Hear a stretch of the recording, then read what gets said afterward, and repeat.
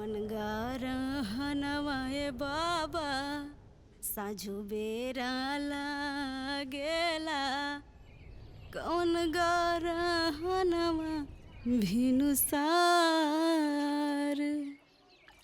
कवन गारहनवाए बाबा रउआ सिर लागेला कबहू ना उग्रीन हो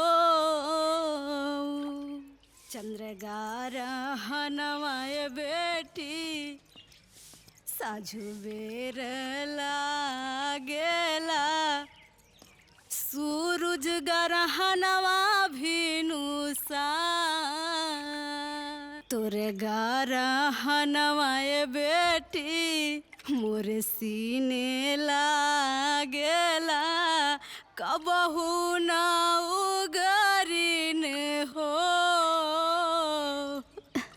अरे भौजी जहिया से तहार बेटी भइल बिया तहिए से तहारी रेडियो जे बा उ कन्यादान के स्टेशन पे अटक गइल बा। हाँ गोड़ लगा तनी भौजी। खुश रह बबनी, बैठा ना। अरे अरे बबनी तू तो जनते बाड़ू ना जहिया से हमरा के बेटी मिलल पिया हम एकरा विदाई के बारे में सोचे ली ना तो हमर मन घबराए लगेला। तू गजबे बात करेलू भौजी। जौन बेटी धरती पे आयल बिया ओकरा तो ससुराल जाही के पड़ी। हाँ आ एगो तोहरे बेटी थोड़े बिया। हाँ? अरे भैया अरे सबकर बात अलग बा हमार बेटी के बात अलगे बा। भैया गोड़ खुशी लगा रहा तनी। खुशी रहा। जाना तारू 42 साल के बाद हमार खानदान में हमार बेटी भइल बिया। अरे देख दादाजी के कोनो बेटी ना है ना, बाबूजी के कोनो बेटी ना, और तू मामा के बेटी हमार भैया के श्रद्धा पूजा देले, यही से रखियो बांधे वाला क्यों ना रहे। अब तू ही सोच जौन बेटी इतना निक नोहर पे भइल बिया ओकर अलगे बात हुई ना। बाकी कुछो कहा भैया, बेटी तो बेटी नु कहाई, बेटा ना कहाई। जानत बाड़ू बेटा भाग्य से होला और बेटी सौभाग्य से होले। तभी तो तू जन्मदिन के दिन आइलू है, पाहुन काहे ना आइले। अरे भैया तू तो जानते बड़ा, जब उनका के कहनी की ए जी कल गुड़िया के जन्मदिन बा चले के बनू। जन्मदिन सुना, अरे जन्मदिन तो लोग मनाइबे करल हैं, लेकिन जन्मदिन मनल रहे हमरे बाबूजी के 1989 के बात है। दुद्दू सट्टा नचनिया आयल रहे, कुल लगला कुद कुद नाचे। अरे बाप हो बाप, तख्तवा टूट गई, गजब का झमकौआ नाच भइल रहे। कहाँ गइलू हो? ए गइलू का? अरे छोड़ ओकरा के, तय आ गइले ना।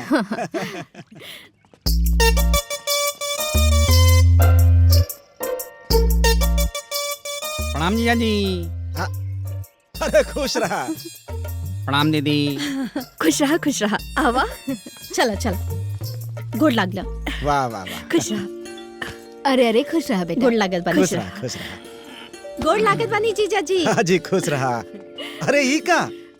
अरे धान कुटाल लाल तो सोचली एक बोरिया चावल लेने चली। अरे ते ठीक बा, बहन के घरे खाली हाथ थोड़े ना आवल जाला। और ई का तोहार मेहरारू तो तोहरा के कूली बना देलस।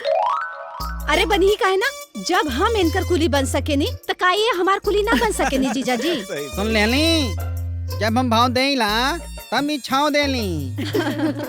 अरे तो करी ना, वो लायक बिया हमार भौजी। अरे ते अपना आपके देख और एकरा के देख।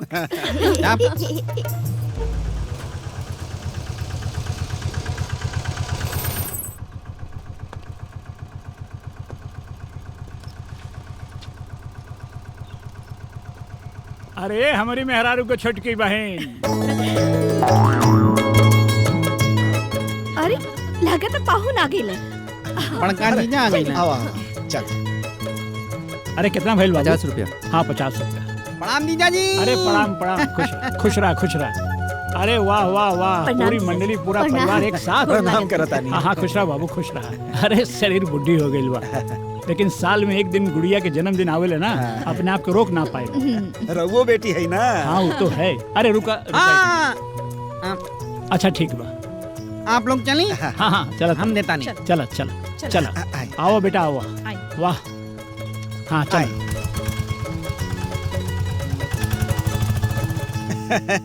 सब केहू आ गइल, हमार तो दिल खुश हो गइल। अच्छा अब हमनी के बतावा, याद बा केहू के?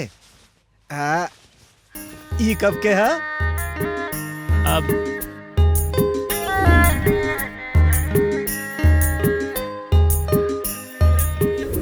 भैया जब वो 5 साल के रहे,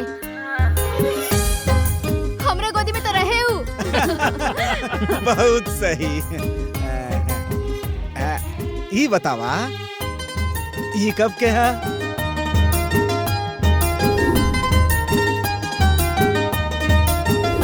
अरे जब वो 8 साल के रहे ना, तो ये ललका टीका हमें लगे ले रहे। ओ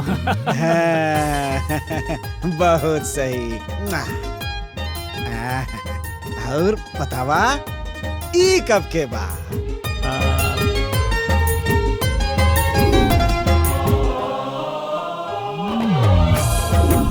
ये जब वो 12 साल के रहे। बहुत सुंदर। तुम्ही लोग के तो सब याद बा। अच्छा अब ई बतावा, ई कब के है?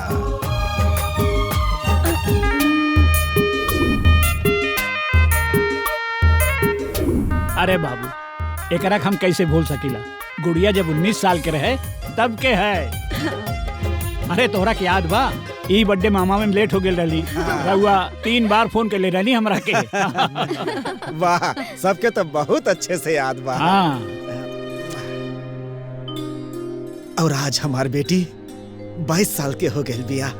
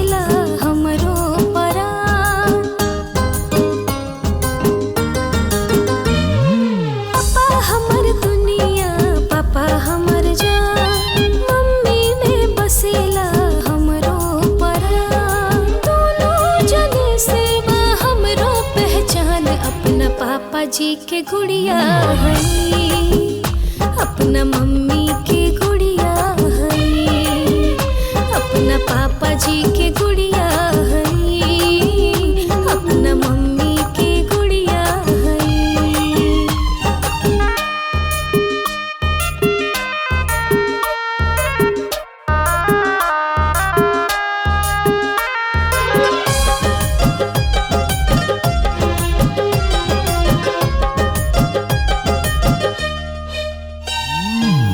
हरदम हमरा पर पापा के रहेला आशीर्वाद हो, हमरा खातिर सब कुछ पापा बाटे सब ओकरा बाद हो। भाग निमन बाकी माँ के बेटी है, इतना भर भर के नेह मिले ना कहीं। पापा जी मंदिर, पापा जी भगवान, अपना पापा जी के गुड़िया है, अपना मम्मी के गुड़िया है, अपना पापा जी के गुड़िया है, अपना मम्मी के गुड़िया है।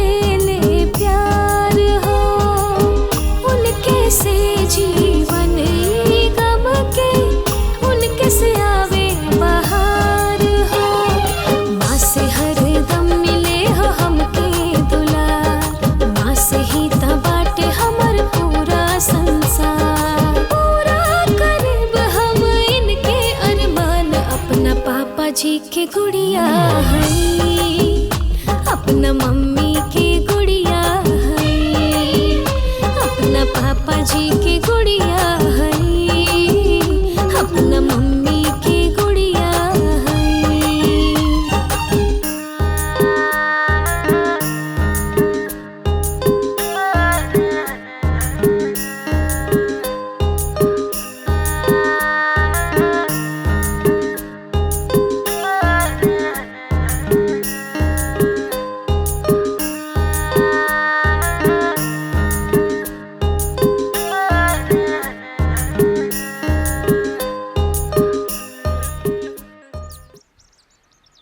गैया दान कैनी बाबा, बछड़ुआ दान कैनी, हमके दान करे से पहले घर में लुकाईनी। फरमाई ना तो हमार कन्यादान होता और ना ही हम ससुरा जाता नहीं। हम तो खाली लखनऊ जाता नहीं एग्जाम देवे खातिर। हम जानत तानी।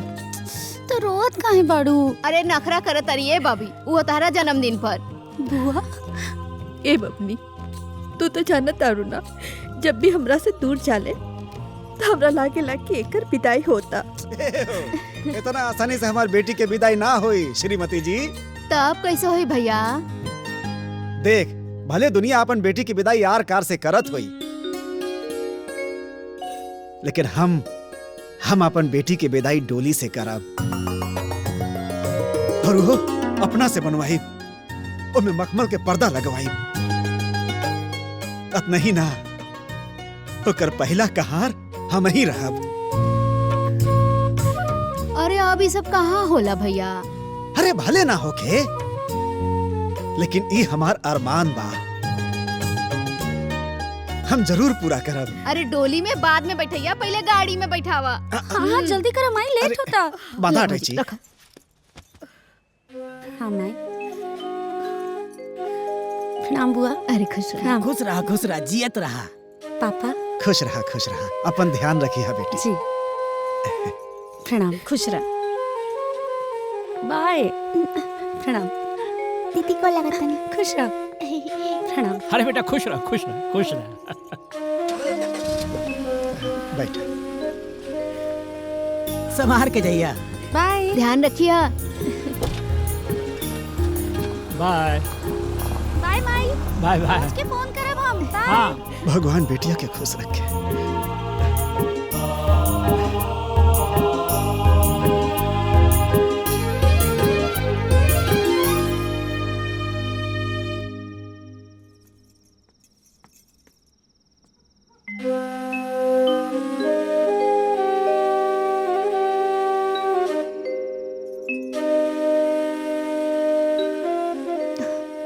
कहा भइल भैया, काहे ऐसे उदास बैठल बड़ा? अब का कहीं, बबुनी के जाए के बाद से घर सूना हो गए, कुछ अच्छा नहीं खेला था। यही से तो तारा के कहता नहीं कि ओकरा से इतना नेह मत लगावा, ना तो ओकर जुदाई तारा से बर्दाश्त ना हुई। हे सवारो, बेटी बाप के गोदी से बाहर जरूर निकल सकेले, बाकी बाप के दिल से नइखे निकल सकत। बाकी तो संसार के नियम बा, माने के पड़ी। करेजा मजबूत कर ले। वो एगो गीत गावल जाला ना, पत्थर के छतिया बाबा रउआ कैले बानी। यह संसार बा। बाकी एक बात बता देता नहीं, होकर नंबर 1 खोजब ससुराल।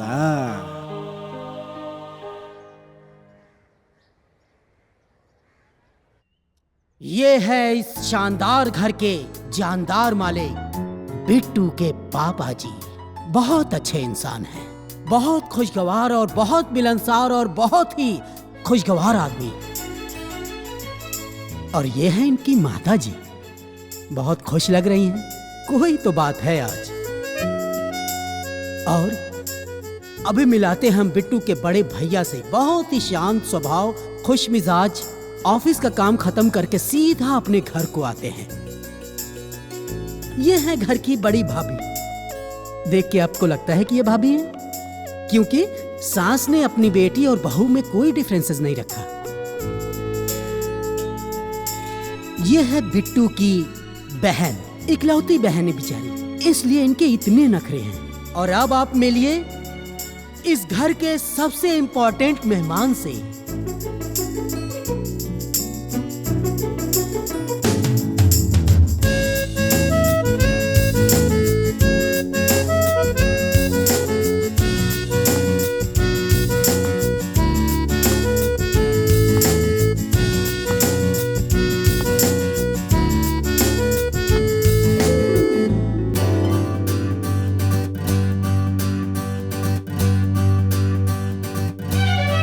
Madam hello.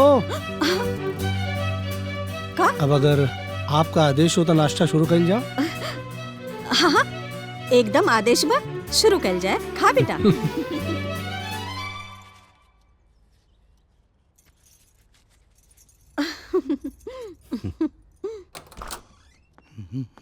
अरे देवर जी, हाँ भाभी।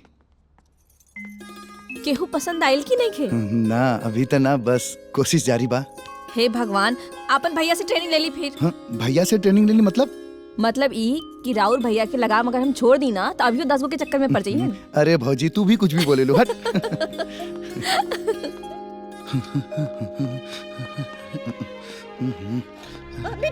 हाँ माँ। भैया के बिहा भइल 4 साल हो गई। अरे कबले दूसर के शादी में गाय बजाई? मतलब तोरा के कोनो लड़की नहीं मिलता? हाँ। तो हम खोज दे। माँ तू भी।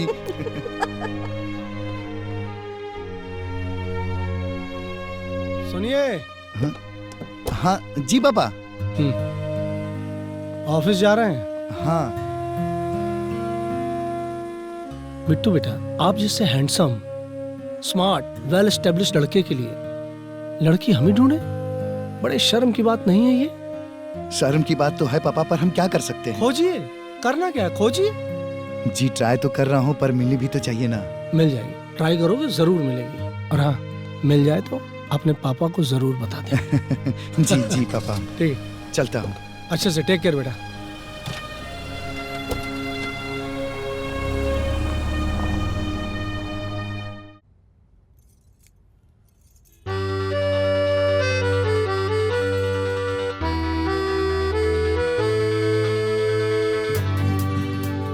पसंद आया मैम आपको? नहीं। कुछ और कलेक्शन है क्या? इससे भी अच्छा कलेक्शन है, दिखाता हूँ आपको। आपका स्किन फेयर है, इसमें शायद आपको कुछ पसंद आए। जी।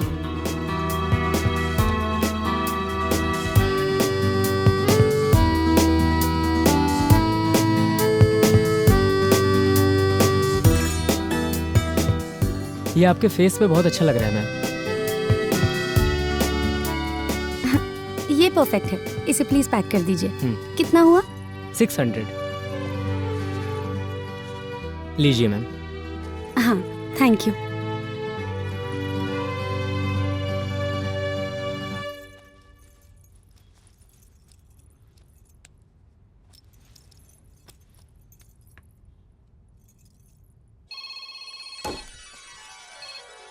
हाँ बेटी। हाँ पापा जी, चश्मा खरीद लेनी। अच्छा, चश्मा पहन के तो हमार बेटी बहुत सुंदर लागत हुई। वो तो बेटी के पापा जी ही देख के बताइए। हाँ, तो एक काम कर, चश्मा पहन के अच्छा अच्छा फोटो खींच के जल्दी से हमरा के भेज। अच्छा ठीक बा, भेजा तानी। भेजा भेजा।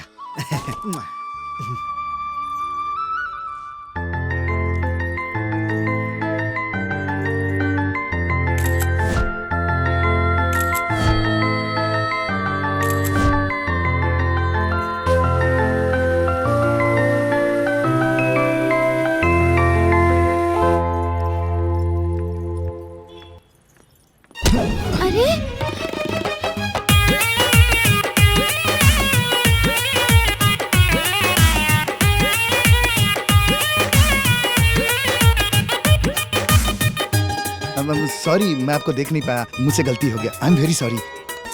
आप क्यों सॉरी बोल रहे हैं? आपकी कोई गलती ही नहीं है। वो एक्चुअली मेरा पूरा ध्यान ना मेरे पापा जी पे था, मैं यहाँ ध्यान ही नहीं दे पाई। I am really sorry.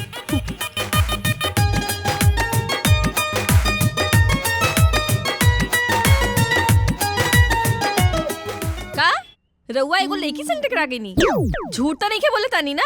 अरे हम सच कहा तानी भाभी, उ सामने से आवत रहली, हम देख न पौने, बस का भइल ना दोनों एक दूसरे से टकरा गई। के केकरा से टकरा गई? छोटका बबुआ जी ना एगो लड़की से टकरा गई। दे दे दे दे हमरा के दे। पापा बिट्टू भैया मार्केट में आज एगो लड़की से टकरा गइलन हा। हेलो बबुआ, के रहे वो, कैसा रहे, सुंदर रहे? अरे बहुत खूबसूरत बिया माई। फिर का भइल? अरे भइल का हुई? इनके थप्पड़ मरले हुई और का? ना पापा, वो हमरा से बड़ा प्यार से बात कैली। का बोलस बेटा, का बोलस? जब हम सॉरी कहनी तो बोली कि ना गलती तो हमार बा। फिर हम सॉरी कहनी। सॉरी? फिर आगे वो चल गई। समझ में नहीं आवत बेटा, तोरा के डरपोक कहीं कि का कहीं? तू बचपन से लेके आज तक हर एग्जाम में टॉप कैला, यही एग्जाम में 4 साल से काहे फेल हो रहा बड़ा हो है? इतना अच्छा मौका मिल रहा है, वो गंवा देला। अब का हुई?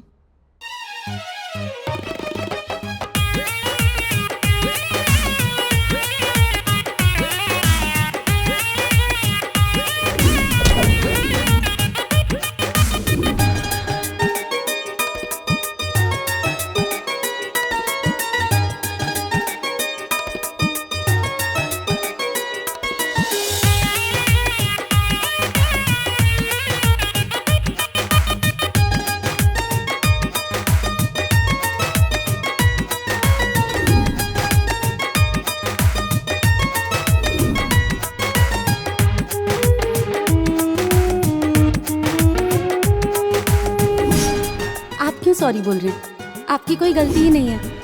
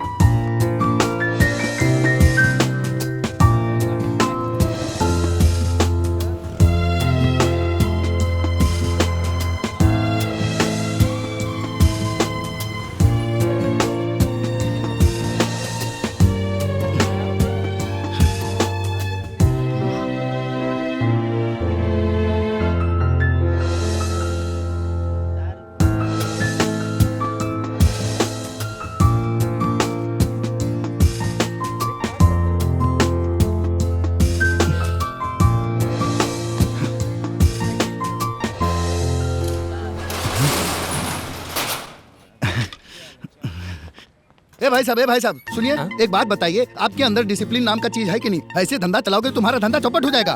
कब से मैं यहाँ वेट कर रहा हूँ। एक बात बताओ, मुझे लगता है कि तुमने बैंक से कोई लोन लिया है और लोन नहीं चुका पाओगे, धंधा चौपट हो जाएगा। तुम तो हाथ उठा दोगे कि मैं तो दिवालिया हो गया। भाई अरे कोई सेंस नाम का चीज है कि नहीं? भाई साहब, आप हैं कौन और तब से ही सुनाए जा रहे हैं? अरे ये मेरी ही दुकान है, मैं इसे पहले खोलूं या बाद में खोलूं या नहीं खोलूं, मेरी मर्जी। आपको क्या प्रॉब्लम है? कब से सुनाए जा रहे हैं बिना विकेट के बोलिंग किए जा रहे हैं? दरअसल आपसे एक इन्फॉर्मेशन चाहिए था मुझे।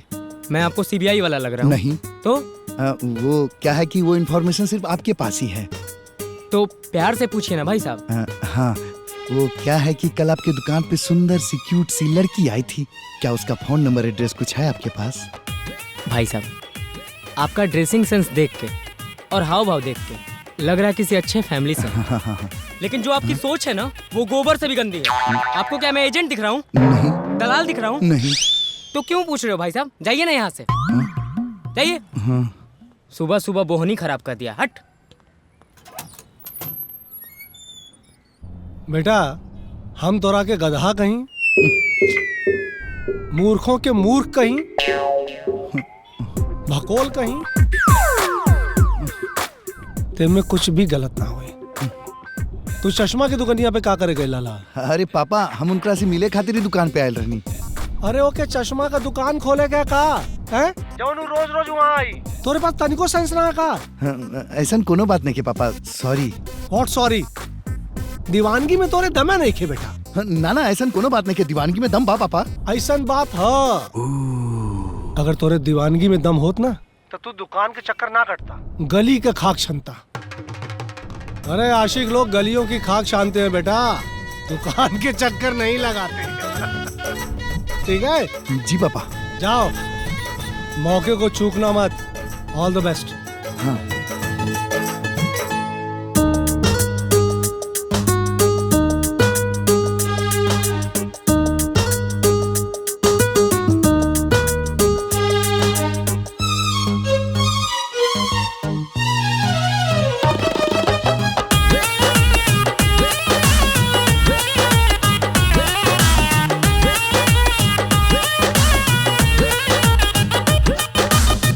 देखी सुघराई पगलाई ही गईनी हूँ, पीछे पीछे तोहरा हम आई ही गईनी हूँ।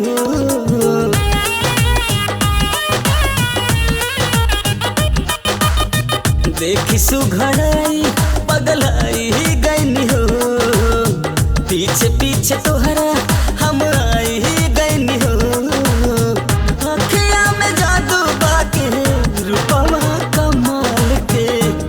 भगवान बने तोहरा के धनिया, माटी चलनी में चाल के। गल भगवान बने तोहरा के धनिया, माटी चलनी में चाल के।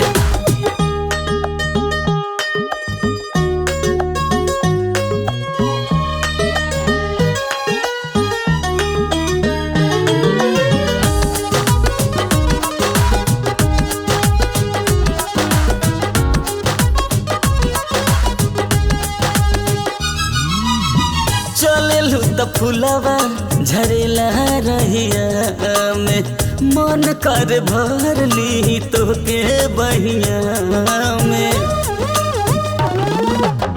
चले त फुलवा झरेला रहिया में, मन कर भर ली तो के बहिया में। कवना मिसाल दी हम तोहरा चाल के, कर भगवान बने तोहरा के धनिया, माटी चलनी में चल के। कर भगवान बने तोहरा के धनिया, माटी चलनी में चल के।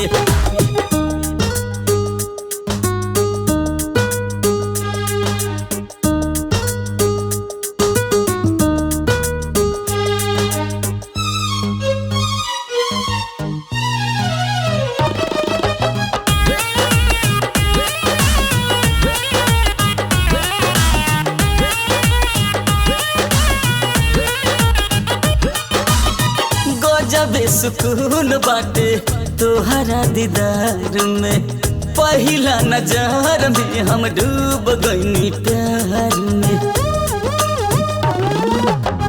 गजब सुकून बाटे तोहरा दीदार में, पहिला नजर में हम डूब गईनी प्यार में।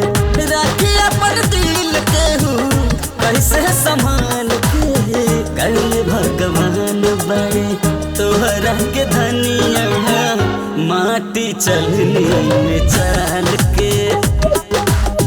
गल भगवान बने तोहरा के धनिया, माटी चलनी में चाल के।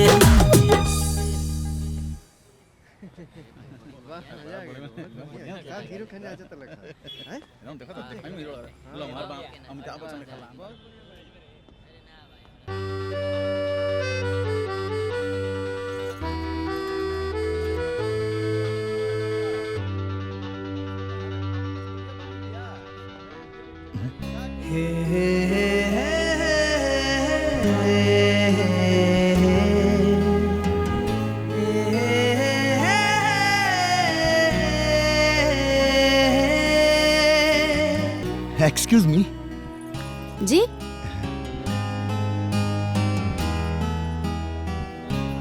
गाड़ी रुक, गाड़ी रुक, रुक रुक रुक रुक रुक। कहिए, कुछ प्रॉब्लम है? नहीं नहीं, प्रॉब्लम कुछ नहीं है। दरअसल मुझे आपसे कुछ कहना था। हाँ तो बोलिए। कैसे कहीं कैसे कहीं कहिए। मुझे आप बहुत पसंद है, मैं आपसे शादी करना चाहता हूँ।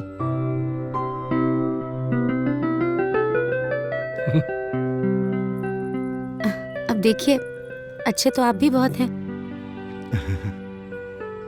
लेकिन मैं अपने पिताजी की लाडली बेटी हूँ और मेरी शादी को लेकर मेरे पापा के बहुत सारे सपने हैं, बहुत सारे अरमान हैं। तो इसीलिए मैं शादी अपने पापा जी की मर्जी से ही करूँगी। सॉरी।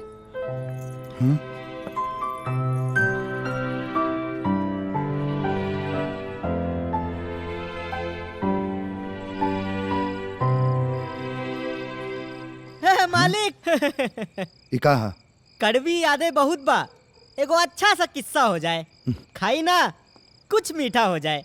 काहे खाला काहे कि हम तो बियाह तय कह देले बानी। देखा बिट्टू, हम तोरा के बहुत मौका देने लड़की खोजे खातिर, लेकिन फाइनली तू ना खुश पौला, तब हम तोरा खातिर लड़की खोज ले बानी। लेकिन पापा हम लेकिन कुछ ना, संडे के चले के बाद लड़की देखे तैयार रहिए। हाँ, मिठाई खिया दो इनके। हाँ? मालिक है अच्छा, ये देख, ई हरा बात तो इमे चल जाई। हाँ? और ई तो ये में जाता, ई पिहर का वाला समझ में ना आता। अरे हाँ हाँ, ई देखा, ई अच्छा लगता। हाँ, ई हम का सुन रहल बानी, तू लोग हमरा से बिना पूछले हमार बियाह तय कर देला। हाँ, और इतवार के हमनी के लड़की देखे के जाए के बा। आई ओकरे तैयारी चला था। भैया प्लीज डिस्टर्ब मत करी। ये तो अच्छा लगा। ये ठीक बा, चूड़ी ले जाए खातिर।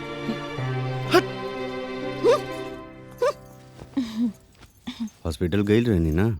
हाँ, गेल रहनी अम्मा जी के साथ है। का बोलनी डॉक्टर साहब? डॉक्टर साहब कहनी है कि बच्चा तो 3 महीना के बा, लेकिन बड़ा एक्टिव बा। भाभी भाभी, घर में सब का चल रहल बा?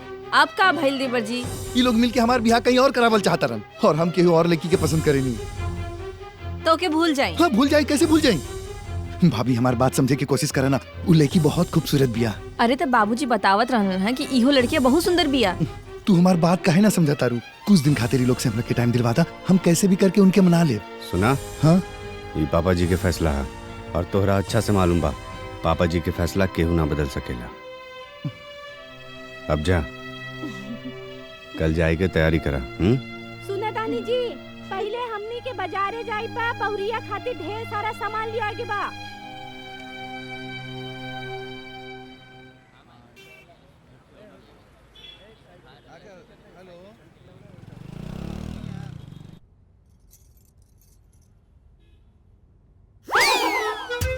ना नहीं ठीक ना, ई ठीक ना बा। अच्छा, ई वाला देखिए, खूबसूरत है, बहुत बढ़िया। बबुआ देखा, दुल्हन खातिर ये अंगूठी कैसन लगी? हाँ ठीक बा। अरे तनी हिलास के बोली ना, खुश नहीं खिवानी का? अरे कहानी तो ठीक बा। अच्छा, अब जौन नसीब में हुई हुए ना मिली, चाहे ठीक बा चाहे खराब। हाय देखिए कितना सुंदर बा। अभी अच्छा है ना? हाँ, बहुत सुंदर साड़ी बा। हाँ, डिजाइन भी अच्छा बा। देखी ना, ले ली। अरे हमरा से का पूछा तू लोगन के जौन पसंद आवे तो ले ला। बाबूजी, हमरा ये होके वाली देवरानी पर इहो कलर बहुत अच्छा लगी ना? हाँ, तू कहता तो अच्छा लगी। अरे नाना, तू उतना गोर नहीं खे, कोनो हल्का कलर देखा। हाँ, हाय देखा, ये ठीक रही।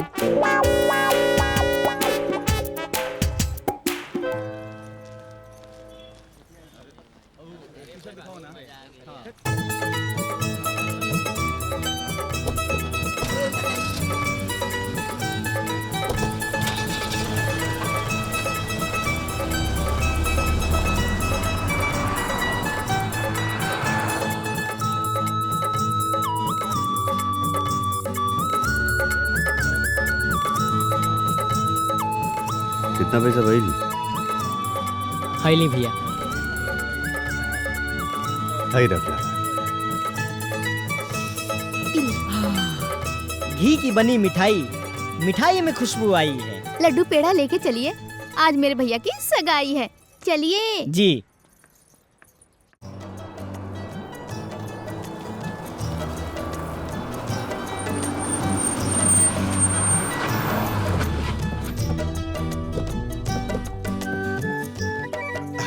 प्रणाम प्रणाम। नमस्कार। बिट्टू आवा कैसे बानी रघु? आवा बेटा। सब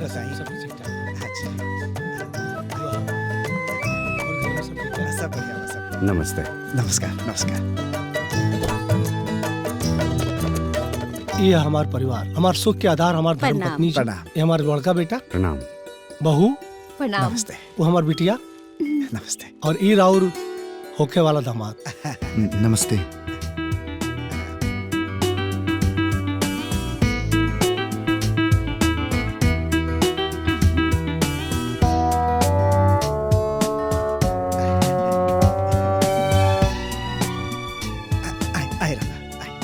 रउआ तो हमरा पर कर्ज चढ़ा देनी।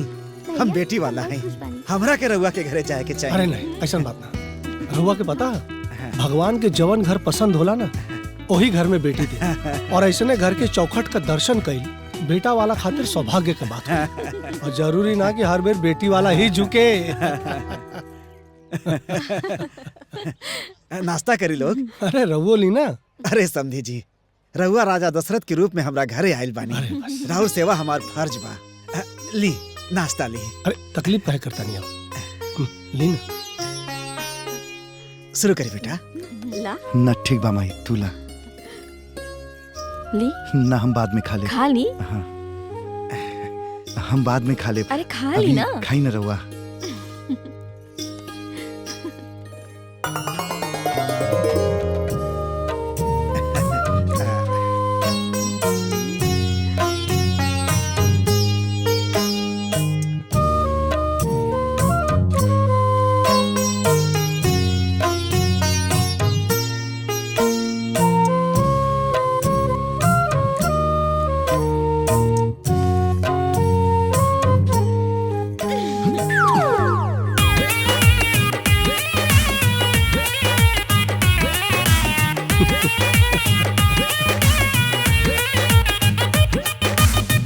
देखी सुघराई पगलाई ही गईनी हूँ, पीछे पीछे तोहरा हम आई ही गईनी हूँ।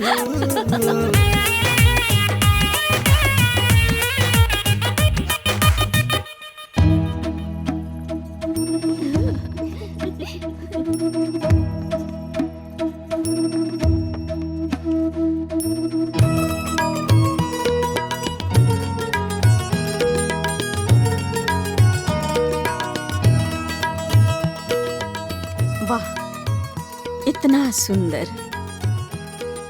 सुंदर लक्ष्मी जैसन बेटी कहाँ छुपा के रख ले रहनी समधन जी। देख के मन विभोर हो गई। तनी पकड़ा बेटी। जी दी है।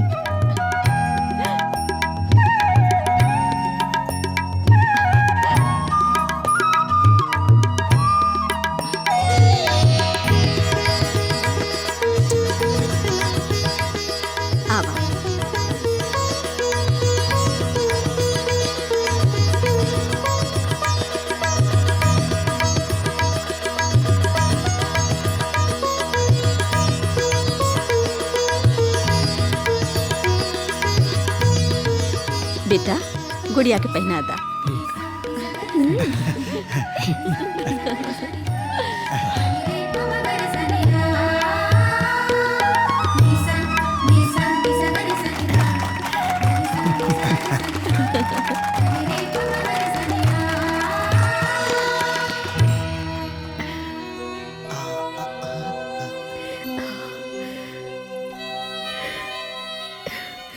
ला पहना था।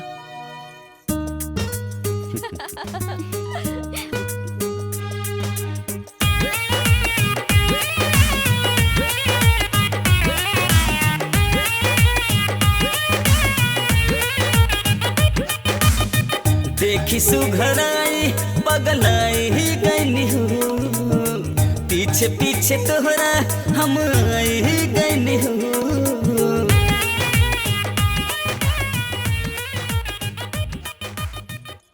मेरी मम्मी और मेरे पापा जी मेरे लिए इतने ज़्यादा इम्पोर्टेंट क्यों हैं? ये बात आपको आज पता चली गई होगी। जी, लेकिन आप मेरे लिए बहुत इम्पोर्टेंट हैं। और ये बात मेरे पापा को कैसे समझ में आई, ये बात मैं नहीं समझ पाया। ये बात तो आपको वही बता सकते हैं। हाँ, पर यहाँ आने का प्लान मेरे अलावा सबको पता था, तो आपको भी पता होगा। प्लीज बताइए ना, क्या बात है वो? जितना प्यार मेरे पापा जी मुझसे करते हैं उतना ही प्यार आपके पापा जी आपसे भी करते हैं। तो उस दिन जब मैं आपको मना करके वहां से निकली तो उसके बाद। बेटी जरा सुनना। जी प्लीज सर, कॉफी पियो बेटा।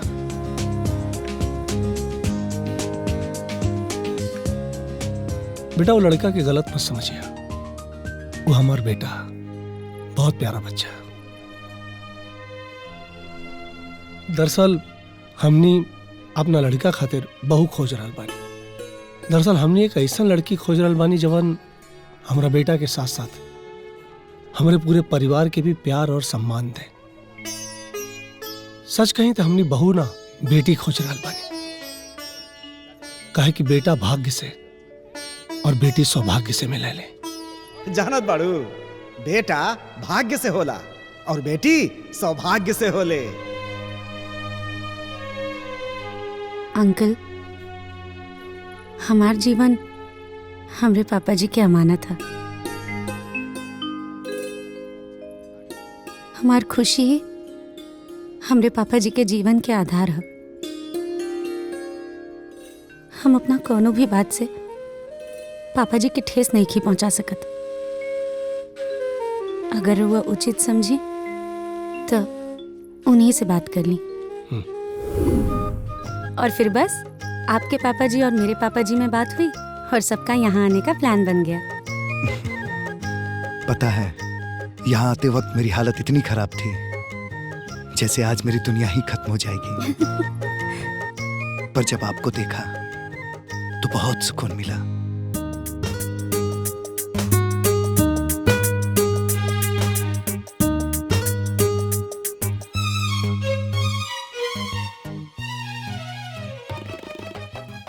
गैया दान कैनी ये बाबा, बछड़ुआ दान हो कैनी।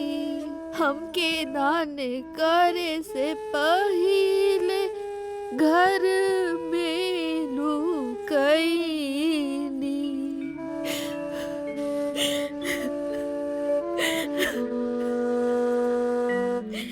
हे गुड़िया के माई,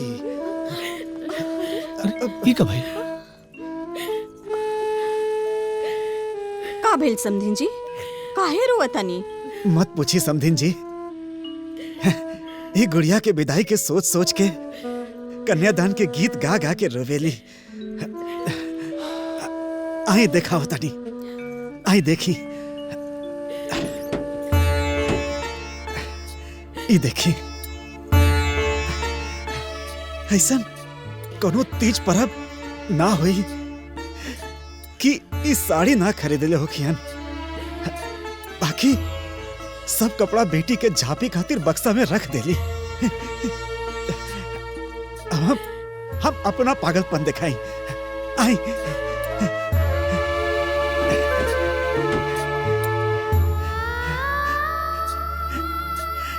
आई देखी, ये हमारी बेटी के पांव के निशानी। बचपन से लेके आज तक हम ओकर पांव के निशानी संभाल के रख ले बानी। और ये हमार अरमान बा, और ये पागलपन हम तब तक करब जब तक हमार बेटी डोली चढ़ के ससुराल न चल जाए। काहे कि हमार बेटी हमार दुनिया देलस। मास्टर जी, राउर हर अरमान पूरा हो, बस हमार और हमरा पत्नी का भी एक इच्छा जो रउआ से शेयर कर चाहता। मास्टर जी, हम ही चाहता नहीं कि गुड़िया के ब्याह में जितना भी खर्चा होए ओकर आधे का हिस्सेदारी हमार होए। देखिए, हमरा बात के अन्यथा मतलब गुड़िया हमार बिटिया ही और हमरा और बोझ कम कर चाहता है।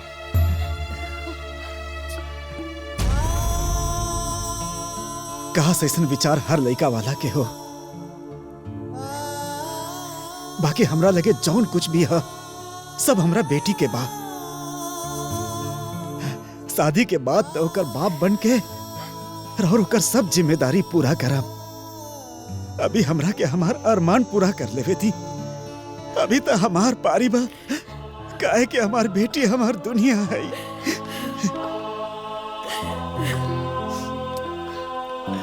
ठीक बा, जैसन रहो रे अच्छा।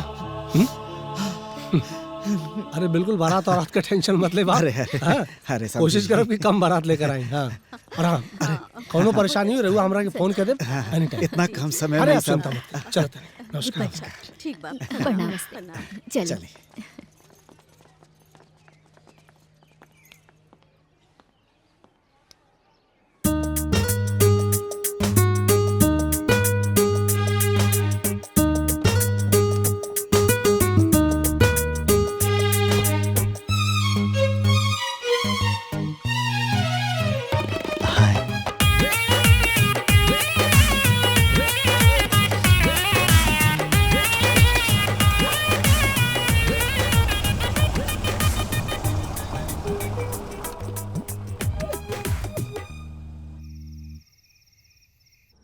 बाप रे, कितना श्रद्धालु बा लोग।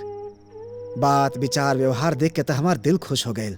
हम सपना में भी ना सोच ले रहनी कि इतना सुंदर रिश्ता अपना आप घरे चल के आई। उन लोग के देख के हमरा के भरोसा हो गए कि अपना ससुराल में हमनी की बिटिया के हमनी के कोनो कमी ना खली। हे गुड़िया के माई, अरे काहे रो तारू? अरे बिटिया बिया ना, विदाई तो करे पड़ी ना। फिर अच्छा घर में जाती है हमार बेटी। ए जी,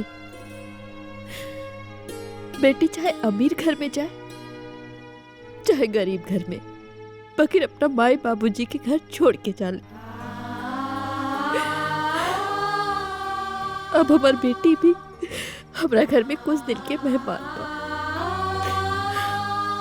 अरे विदाई भइला से बेटी से रिश्ता थोड़ी ना खत्म हो जाई। तोरा के जब मन करी हमरा से कहिया, भेंट करा के ले आई। ठीक बा, जा बिछौना करा।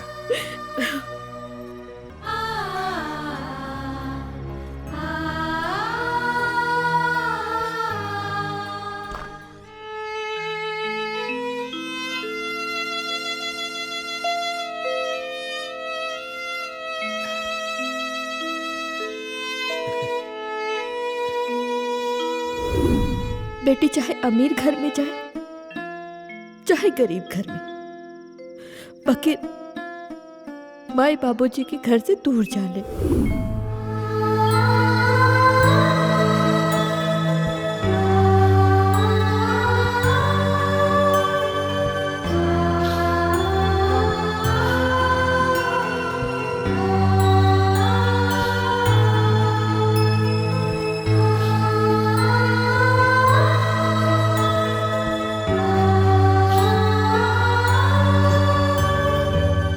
यही से तारा से कहले रही कि एकरा से ढेर नेह मत लगावा,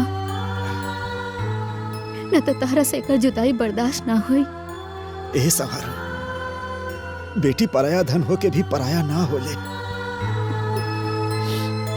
अरे यही से तो हंस के माई बाप से बेटी के विदाई ना होला।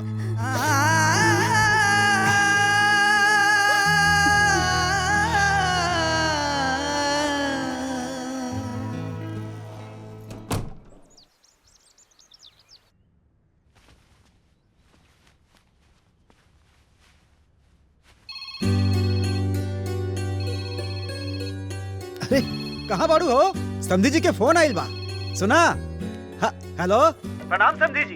प्रणाम प्रणाम।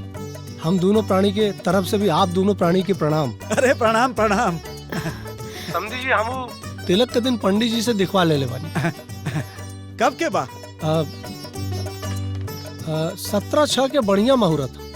वाह वाह, बहुत अच्छा। अब बहुत धूमधाम से तिलक कइल जाई। बिल्कुल बिल्कुल। ए जी, हमरों के समधिन जी से बात करे के बा। हाँ समधी जी, तनी समधन जी के फोन दी ना, हमार श्रीमती जी बात कर चाहता नहीं। हाँ दे तानी। ला समधिन जी से बात करा। हेलो समधिन जी, प्रणाम। हाँ प्रणाम। बोली ना, का कहे के चाहता नहीं रहुआ? एगो बिनती बा। जी बोली। रवो के तिलक में आवे की बा। समधिन जी, रउआ तो जाने ली ना कि ई सब हमनी में ना चलेला। अरे हाँ, वो तो हमरहू के पता बा। बाकी राउर बेटी जी घर में जिंदगी बिताई, वो घर रवा के देखे के चाहिए कि ना? हेलो, का भेल समधिन जी? समधिन जी रउआ चिंता ना करी, ई जरूर रही हैं। अच्छा, ठीक बा, ठीक बा। प्रणाम। प्रणाम प्रणाम।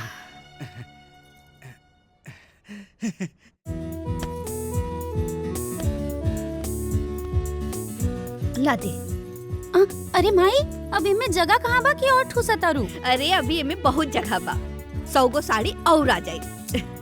अरे पर एक गो तो हम बानी, इतना सारा साड़ी का होई? अरे पगली, ये खाली तोहरे पहने खातिर थोड़ी ना बा। अरे वहाँ पे हितनाथ बा, गाँव जवार, पौनी परासर सब में बटाई ना, तब तोहार बहुत बड़ाई हुई। और तोहरे माई बाबूजी के भी, ये सब तोहरा ना बुझाई। तला इहो ठूस दा। हाय ले पकड़। भौजी हो, गुड़ियावा के तब निमन बर मिल गई, ब्याह तय हो गई, तो कुल देवी के मन्नत काहे नहीं उतारत? अरे बबनी, वो हम कैसे भूल सके नी? हा, कौन मन्नत माई? बतावा तानी। तोहरा के अच्छा घर मिल जाए तो हम मैया से मन्नत मंगले रहली कि साथ घरे जाए, सबसे भीख मांगब, गावत बजावत मैया के मंदिर जाए, उनका पूजा करब और मैया के तोहरे भी आए के न्योता देव और कहब, हे मैया, ई जग के तू ही सहारा बाड़ो।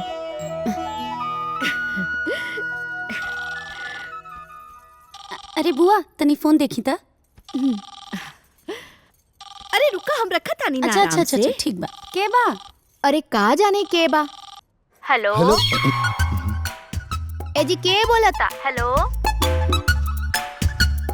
हेलो, अरे बोलना रे मुझौसा। अरे गूंगा बड़े का रे? केकर फोन बा बुआ? का जाने कौन बा, कुछ बोलते नहीं खे। हेलो, अरे बोलना तो फोन में अभी घुस के तार दांत तोड़ दे। रख फोन, रख। अरे तो पूरा इज्जत के फालूदा कर देली। कह रहे हैं बबनी? का जाने के रहे, कुछ बोलते ना रहे। घरियो सुन ले लस। ला चाय ली, लेहल जा, चाय लेहल जा। सुना बाबू, एक एक रस्म के बढ़िया से वीडियो बनावे के बा। कब आजी मास्टर जी? माड़ो मटकोर से विदाई तक, कहे से कि यह तो यादगार रह जाला। एकदम। कल सुबह आके बयाना ले जाइए। ठीक। हाँ, रउआ कहीं? मास्टर जी कितना आदमी के खाना बनावे के बा? घराती बराती मिलके 700 हो जाई। 700? हाँ। काका बनावल जा मास्टर जी? अरे कोनो कमी ना होके के चाहिए। तरह के जितना चीज लिखाए के बाद लिखा दी, ठीक बा? खाना खा के लोग यह कहे कि मास्टर जी की बिटिया के ब्याह में कमाल के खाना बनल रहे। ठीक बा मास्टर जी, रुआ के शिकायत के मौका ना दे। बाकी एगो बात बा, पूरी एकदम गरम गरम चले के चाहे, ना तो ठंडा होला पे चमड़ा जाला। सही कहा। एक काम करी हा, दही डाल के बढ़िया से खस्ता कचौरी बनाई हा, अब पूरी कैंसिल। ठीक। पूरी कैंसिल जी। तू बिजली वाला हवा ना बाबू? जी मास्टर साहब। अच्छा एक काम करी हा, द्वार से लेके समियाना तक पूरा रोलेक्स खिंचाए के चाहिए। जी मास्टर साहब। मारो तो एकदम जगमग करे के चाहिए, काहे कि जब हमार बेटी के कन्यादान होई ना तो लोग कही कोनो राजकुमारी के कन्यादान होता। ठीक बा? अपना अपना लिस्ट बनाए लोग, लिस्ट बनाई। हमरो बना दो। दी सटा के कागज दी। हाँ दी सटा के कागज दी। हाँ ली। हाँ अब हाँ हयो ली। वाह जी। का लिखल बा? 5,000। 5,000? चला। अरे पापा जी, कम से कम सांस तो ले ली कि चाय देखी परल परल ठंडा हो गई। ये सब ओकरा बाद भी तो हो सकेला ना। अब का करी बेटी, तोहरा ब्याह के जितना सपना बा, जितना अरमान बा, वो सब पूरा करे के बा। हमरा लगे समय बहुत कम बा ना। इला सटा के कागज, हल्दी लगा के बैग में रख दिया।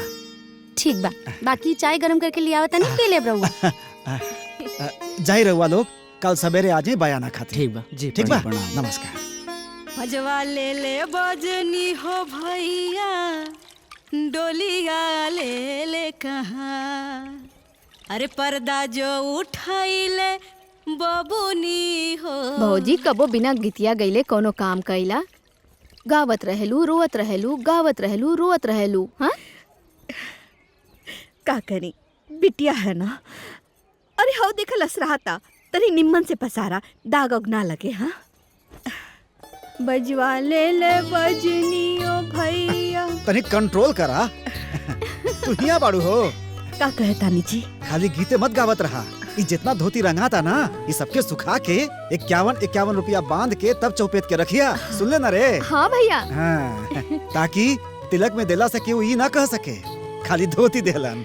तू चिंता मत करा, केहू कुछ ना कही। सब लोग कही बहुत निम्मन सामान आइल बा। देखा एकर हालत देखा।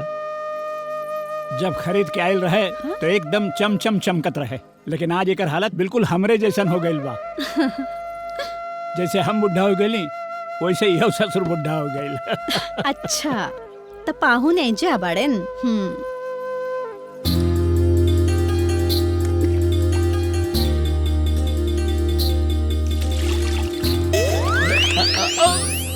अरे ई क्या करे तारू? ई उम्र में तोहरा के मस्ती आइल बा? हैं? आवत है ऊपर तो तोहरा के बताइला। अरे तब आई ऊपर आई, औते औते हाफ आई लागम। रउआ से तो हमार स्पेशल काम बा। का बाकी हमार बड़ श्रद्धा बा कि अपन बेटी की विदाई डोली से करब। खूब बढ़िया से ओकर डोली बनैहा और ओमे मखमल के पर्दा लगैहा। और फिर हम पहला कहार बन के अपन बेटी के विदाई करब। रउआ चिंता मत करी, बहुत बढ़िया डोली बनाई। हम सुननी है कि रउआ बड़ा दिलो जान से तिलक के तैयारी करत बानी। सब तैयारी हो गिल बा ना? हाँ, अब बर्तन उर्तन किना गइल, गाड़ी वाड़ी बुक हो गइल। और पूरा गांव में तिलक के बुलाहता भेजवा देनी। ऊपर धोती रंगाता। अब बाकी पूरा तैयारी हो गइल। एगो बहुत जरूरी काम तो रहुआ भुलाइए गई नी। अरे का बतावा बेटी, हम कुछ भुला गए नी का? एकदम भुला गई नी। अरे दुनिया भर में बाटे खातिर ऊपर धोती रंगाता। और हमार कन्यादान करे खातिर रउआ नया कुर्ता ना लेब का? अरे बेटी, एगो कपड़ा बा, एगो सियल बा और एगो खादी बा। और कितना ले ली? बाकी उस सब पुरान हो गइल बा पापा जी। आप अभी हमरा साथे चली और नया कुर्ता खरीदी। अरे बेटी, हम बात करत आनी। काम बाद में होत रही। रउआ चली, आई जल्दी आई। अरे बेटी।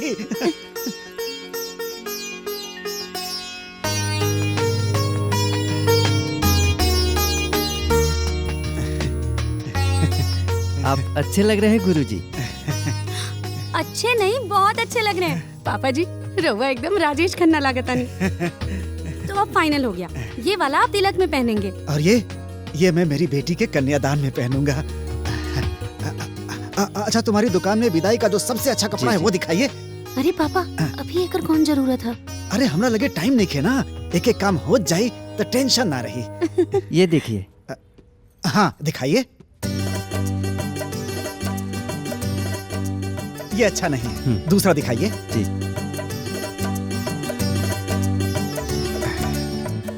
ये वाला, ये भी मजेदार नहीं है, कोई दूसरा दिखाइए। जी जी। बहुत सुंदर बा।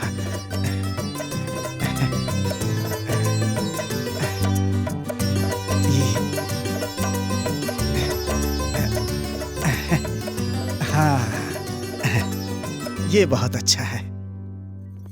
ई बिट्टू के नानी जी के ई हो गई। और ई बिट्टू के भाभी जी खातिर। हाँ,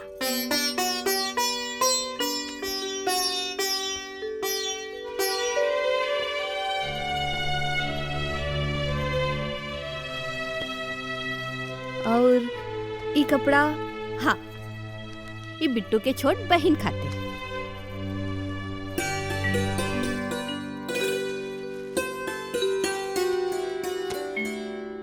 और ई हमरे समधिन जी खातिर।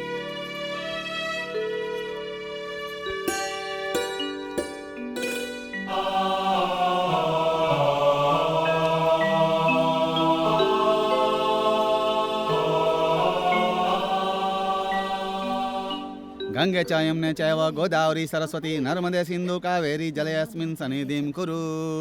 मंगलम भगवान विष्णु मंगलम गरुड़ध्वजः मंगलम पुंडरीकाक्ष मंगलाय तनोहरि। कर्पूर गौरम करुणावतारम संसारसारम भुजगेन्द्रहारम सदा वसंतम हृदयारविंद्रे भवम भवानी सहितं नमामि। स्वस्ति न इंद्रो वृद्धश्रवा स्वस्ति न पूषा विश्ववेदा।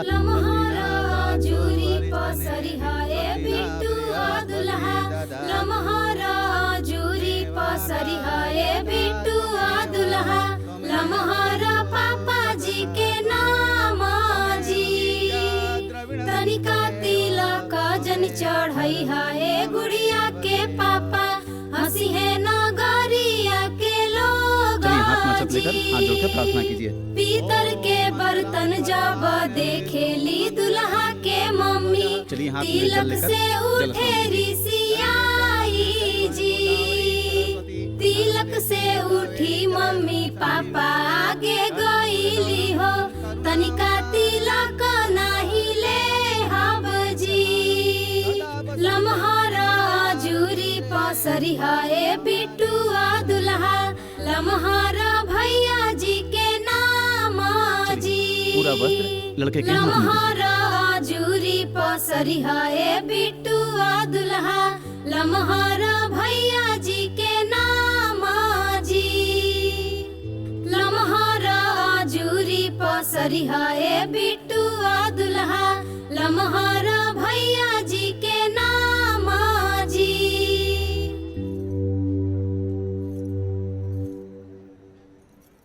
कोठा के ऊपर ऊपर पायल बाजेला आवेली कौन बहू रानी जी गोपाल प्यारे के गारी जी गोपाल प्यारे के।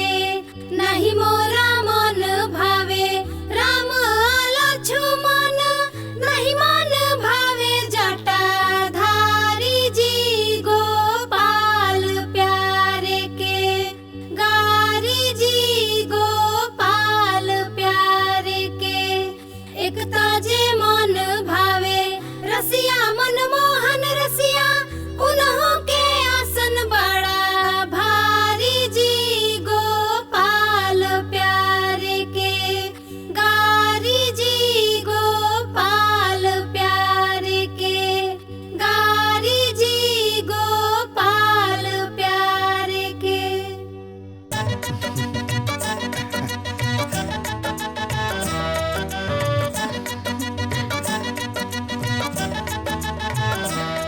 समधिन जी कोनो भूल चूक भैल हुई तो माफ कर दिया।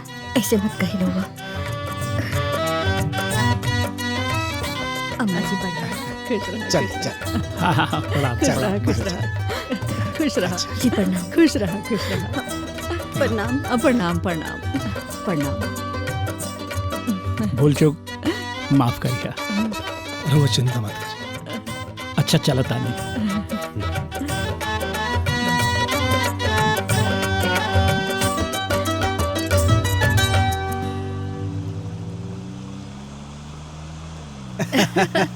देख लू तोहरा बेटी खातिर ऐसन घर खोज देनी कि जीवन भर राज करी।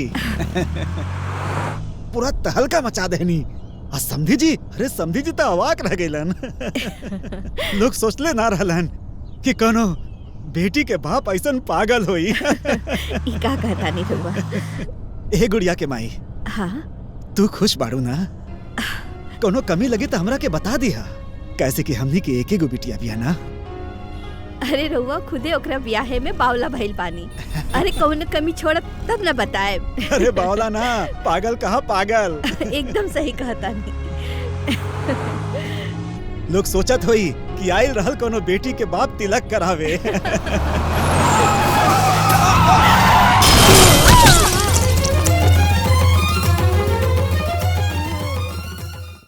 का कैसे भइल? अरे कहाँ भइल? कहाँ भइल? कोनो बात बा का बाबूजी? का भइल? कुछ तो बोली बाबूजी। का भइल? बोली ना। अरे दमाद जी बोली ना का भइल? अरे बोलत काहे नहीं कि का भइल? बिट्टू के सास ससुर का एक्सीडेंट में डेथ हो गई।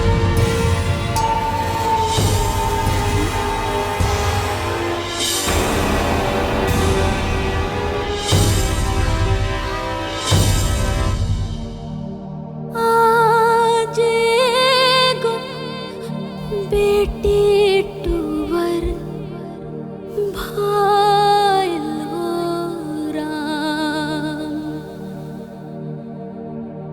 आज गो बेटी टूवर भाइल हो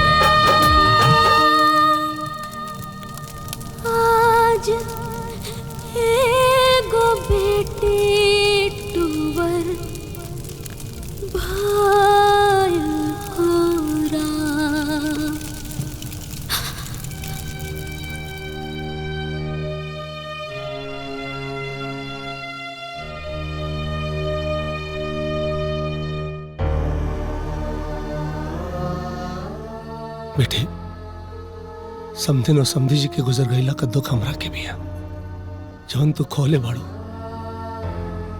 वो बच्चन खातिर बहुत अनमोल चीज होले।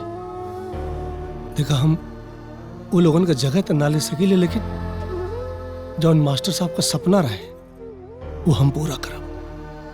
अगर आप लोगन का सहमति होता, हम गुड़िया और बिट्टू की शादी कोर्ट में कर चाहता नहीं। तुम्हारी दुकान में विदाई का जो सबसे अच्छा कपड़ा है वो दिखाइए। अरे पापा, अभी एकर कौन जरूरत है? अरे हमरा लगे टाइम नहीं खे ना, एक एक काम हो जाए तो टेंशन ना रही। हाँ तो अब भैया भाभी तो रहले ना, तो ई बाजा गाजा केकरा खातिर आई?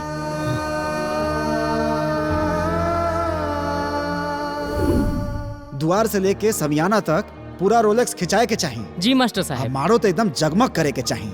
काहे कि जब हमार बेटी के कन्यादान होई ना तो लोग कही कनो राजकुमारी के कन्यादान होता। रउआ ठीक कहता नहीं महाराज। बिटिया के उद्धार हो जाए।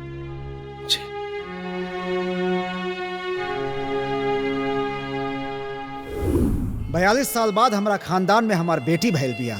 अब तू ही सोच, जौन बेटी इतना निक नोहर पे भैल बिया ओकर अलगे बात हुई ना।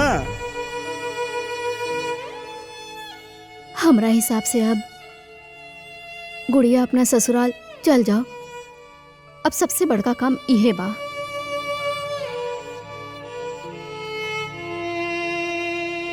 भले दुनिया अपन बेटी की विदाई यार कार से करत हुई, लेकिन हम अपन बेटी की विदाई डोली से करब।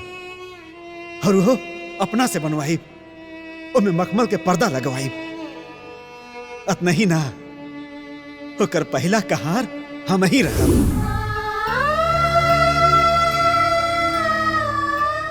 गुड़िया सुन तारू ना बेटी, अभी दुख बढ़ावला से कोनो फायदा नहीं खे। हाँ बुआ,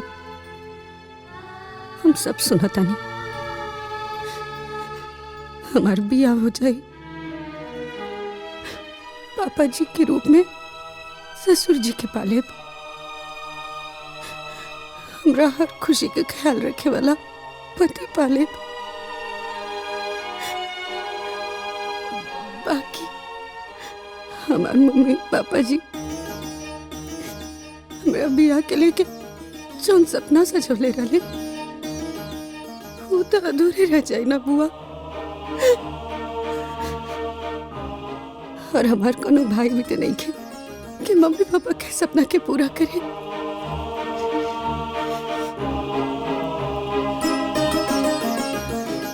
तो अपना माँ पापा के हर सपना पूरा करे की जिम्मेदारी हमार बा। उनका सारा अधूरा अरमान पूरा करब हम। और ब्याह वही डेट पे हुई जैसे हमारे पापा जी चाहते रहे।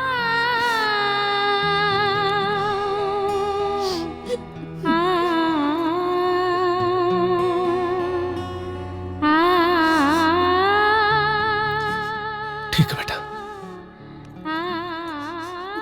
जैसन तो हर मर्जी।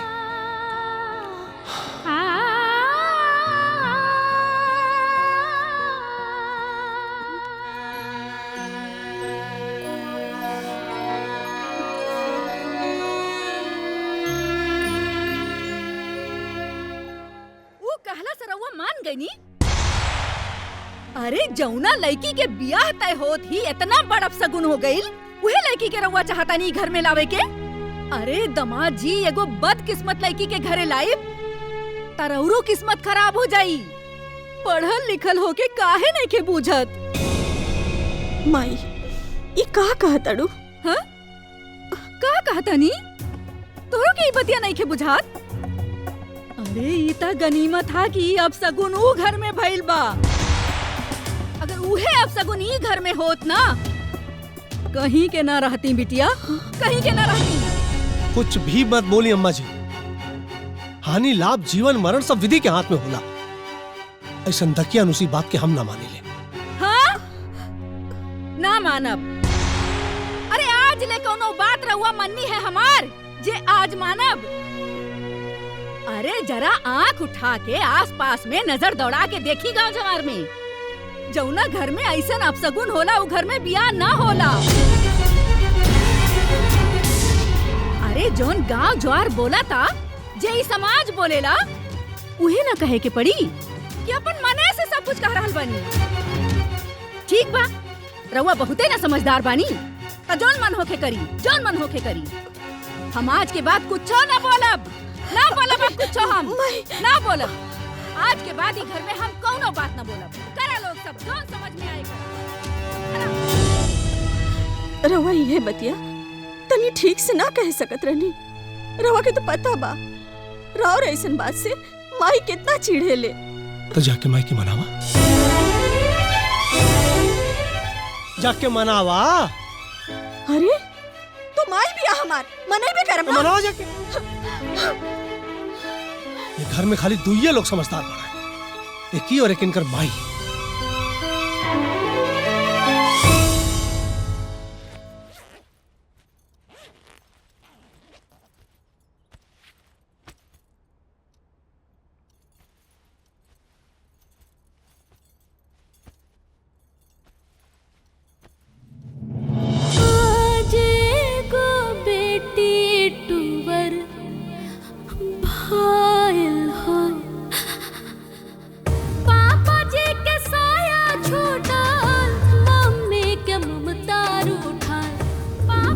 चश्मा पहन के तो हमार बेटी बहुत सुंदर लागत हुई। वो तो बेटी के पापा जी ही देख के बताइए। तो एक काम कर, चश्मा पहन के अच्छा अच्छा फोटो खींच के जल्दी से हमरा के भेज। आज को बेटी टूबर भाईल हो राम, आहो मोरे रामा। आज को बेटी टूबर भाईल हो राम। गुड़िया ना बेटी, ना रोल जाला बेटी, चुप हो जा। तू चुप रहा। तू जितना रोबू उतना ही उन लोगन के आत्मा के दुख पहुँचे। चुप हो जा, मत रोआ। अब तू तो अपना पापा के प्यारी बेटी बाड़ू ना। हाँ, तोहर पापा जी तो ये चाहत रहले कि उनकर बेटी हंसत खिलखिलात ससुराल जाओ। तू ऐसे रोबू तो उनकर आत्मा के कैसे शांति मिली, है ना? तोहरा ऊपर बहुत जिम्मेदारी बा। तोहरे पापा का मान सम्मान अरमान सब तोहरा के पूरा करेगा। मत रोवा, चुप हो जा। हाँ गुड़िया बेटा, तोहरा के मजबूत होके के बा। ये सब जीवन के हिस्सा है। यही से तोहरा के मजबूत बने के पड़ी। हाँ। अपने आप को मजबूत बनाओ बेटी।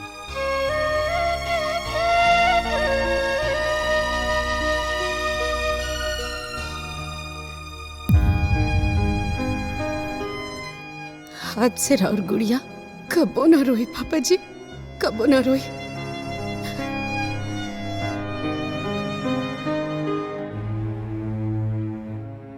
आज हमारे मम्मी पापा भले ही दुनिया में नहीं की, बाकी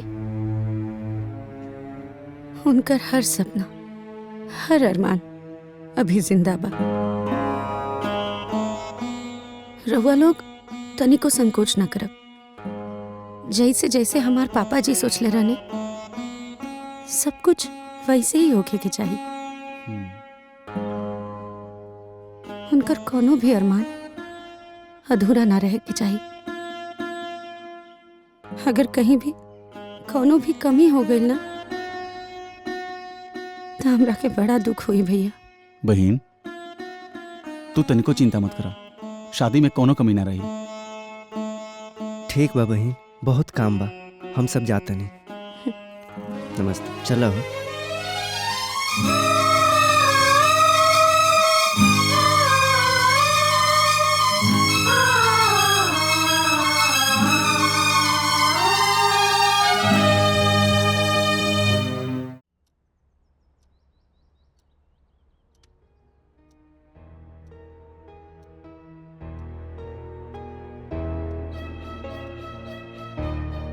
अगर कन्या का ग्रह दशा अच्छा ना चल रहा हो तो उसका असर वर पक्ष पे भी पड़ सकता है। हाय देखा बेटी, हम कहा कहले रानी। हे महाराज जी, कोनो उपाय बा? अभी भी कुछ नहीं बिगड़ा है, इस विवाह को रोका भी जा सकता है। ई का कारण बानी पंडित जी। जी है कहा तानी कि जानबूझ के परिवार के काल के गाल में ना झोकल जाला, एमे कोनो बहादुरी ना होला। माता जी आपसे तो हाथ जोड़ के विनती है, आप चुप रहिए। काहे गड़ल मुर्दा उखाड़ा तानी रहुआ है? एक एक्सीडेंट के एगो लड़की के किस्मत से जोड़ के ओकरा के अशुभ बतावल बहुत बड़ी मूर्खता है माता जी। बाकी पंडित जी तो हाँ महाराज जी, और अपना माई से तनी कम पूछ करा है? कुछ भी देख ले बिटिया, हम सबके भलाई सोच रहल बानी और इल्जाम हमरे पे लागेला। पता ना हम एजा काहे आ गईनी। अब भगवान रक्षा करी घर के।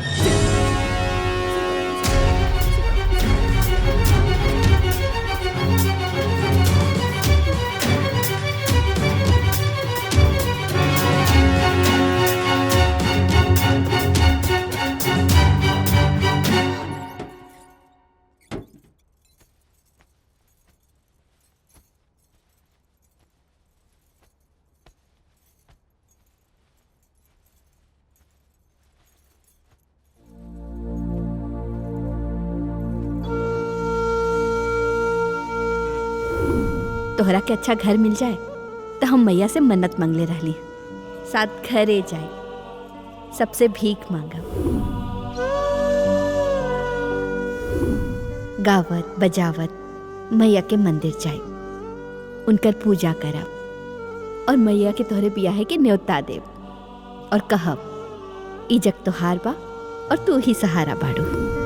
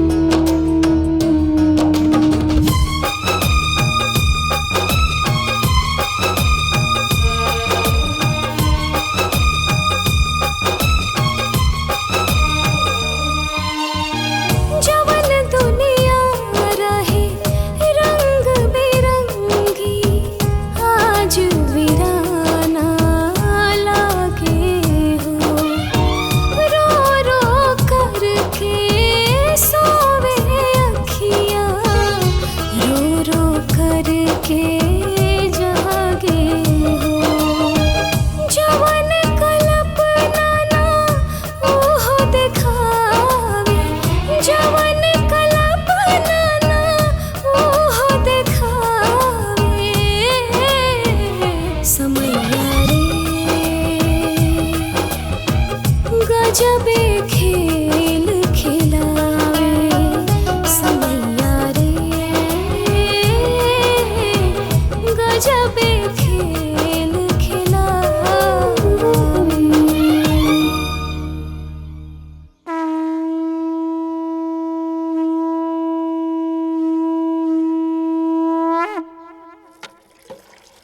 साड़ी में फाल लगावे के देले बानी, ब्लाउज भी सिए के देले बानी, साड़ी के मैचिंग के चूड़ी ले आवे के बाद एक बात बताई, शादी ब्याह के दिन बा अगर टाइम पे ना मिली तो हम का पहिनब? अरे बिया बड़े गुड़िया के आए अब तोहरा के देखे के आई आए मैचिंग सैचिंग के चक्कर में पड़ल मारू। केहू देखे खातिर आवेला तबे पहनल जाला का? हाँ मौसा जी रउआ के झूठे भैंसा ना कहेले। ता जाके मौसा जी के साथे रह तू का करे। हम ना चलाई ना चली वो तो जा जा हम ना रहब का जा जा उनके घरे जाके मौसा साथे रह ना बिया फिर कही देत है। हमारे मैचिंग का चिंता ना बा जा तहर दादा भी ना उठा पहिया। ए चुप ये अच्छा ना बा।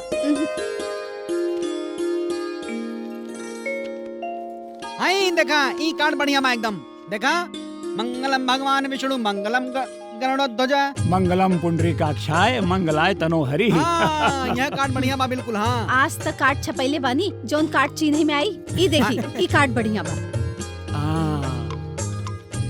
सुंदर एकदम बढ़िया बहुत सुंदर यही फाइनल करा। ई देखा अरे कार्ड जौन छपल बा तौन छपल बा लेकिन कार्ड छपल रहे 1964 में हमरे दादा के ऐसन कार्ड छपल रहे लगत रहे कटवा बोल दी।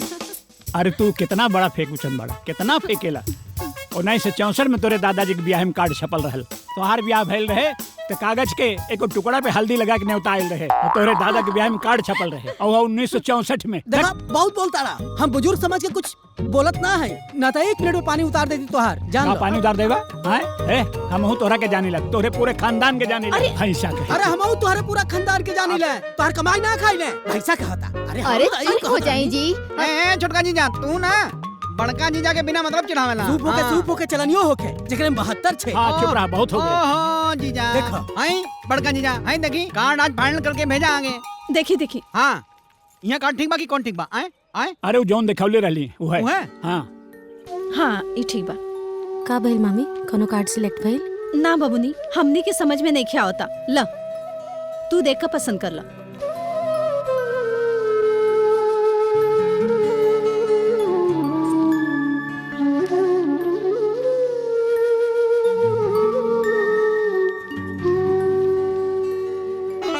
ये वाला ठीक लागता ना? हाँ अच्छा बा। हाँ बहुत सुंदर एकदम सुंदर। हाँ ठीक हम तो पहले ही कहते रहने की बहुत अच्छा बा। हाँ सुना हलवाई 2 महीने और बढ़ा लिया सामान पूरा का जगह भरल बा कोनो कमी ना हो जल्दी से बनाओ खाना। ठीक सुना और हाँ राशन का जितना सामान दिया अच्छी क्वालिटी के दिया और चावल बासमती वाला दिया ठीक है चाचा। हाँ। और पैसा की चिंता मत करिए वहीं देखा चाय पिया लोगन फुल इकट्ठा पेट हो जाई।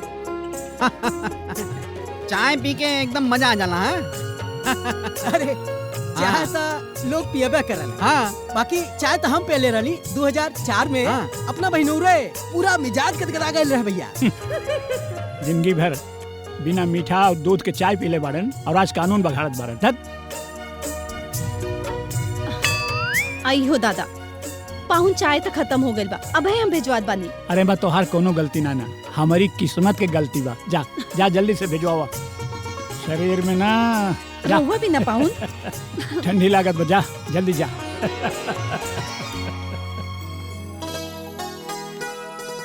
देखा गुड़िया बिटिया आ गई जी देख। हाईली ये सब नाम अच्छा से नहीं होता मैं छा। ठीक बा बिटिया। भले न्योता के कार्ड विदेश में काहे ना छपावे के पड़े बाकी हमार बेटी के ब्याह के न्योता सोने के पानी से ही छपवाए के चाहिए।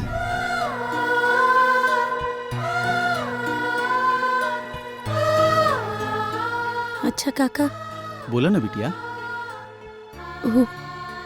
हमरा पापा जी के बड़ा मन रहे कि न्योता में लोग के नाम सोना के पानी से ठीक है लिखा बिटिया, लिखा जे। है बाबू, एक को नाम छूटे के ना ना, चाहे। ना, ना, ना जा, छूटे। अच्छा।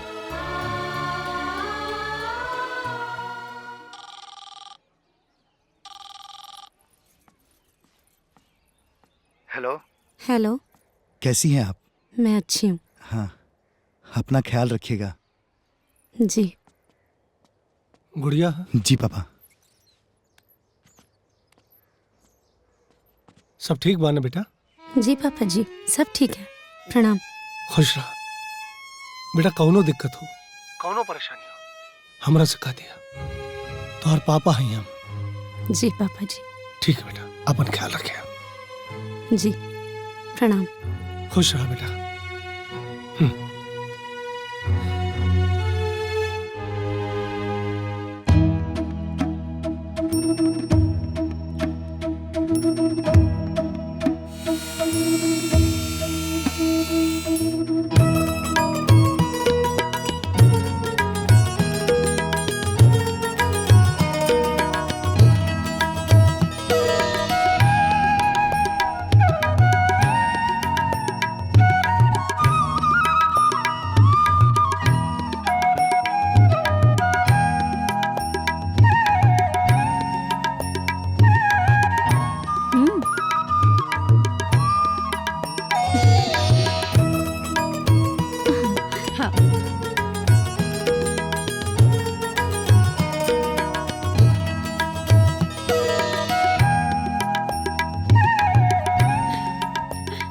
खुश रहा।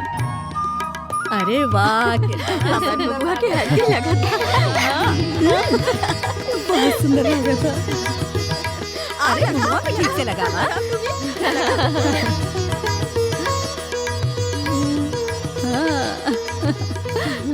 अच्छा से लगावा, ठीक से मुँहवा पे लगावा। जहीं सा उपटन लेके आवा जा, खत्म हो गई।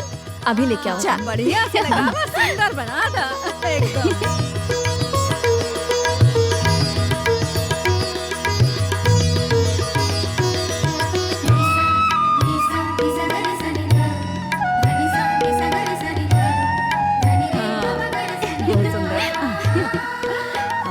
तो सुंदर है।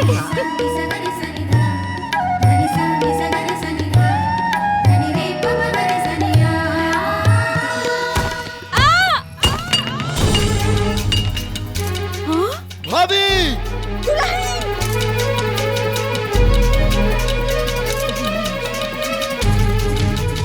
हे भगवान, कौनो अब सगुन मत करिया, बियाह शादी के घर बा। खुश न हो रोई मत, सब अच्छा हो। अब शगुन न करें भगवान, बस।